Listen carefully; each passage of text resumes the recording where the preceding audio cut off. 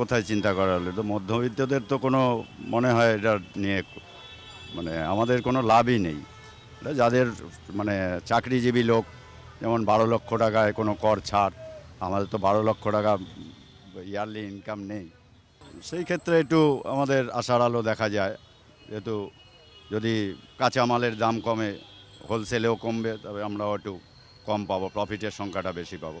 বলেছিল সীতারাম, ম্যাডাম সীতারামন বলেছিলেন যে ৭৫ বছর হয়ে গেলে আর রিটার্ন দিতে হবে না, কিন্তু আমার ৭৫ পার হয়ে গেছে। আমি রিটার্ন বন্ধ করে দিয়েছিলাম, কারণ আমার পেনশন ইনকাম ছাড়া আর কিছু নেই। সেই জন্য আমি দিইনি। আবার তা সত্ত্বেও আমাকে নোটিশ দিয়েছে ইনকাম ট্যাক্স থেকে। এই তেলের দাম না কমলে এই যেভাবে চলছে এইভাবেই চলতে থাকবে এখন।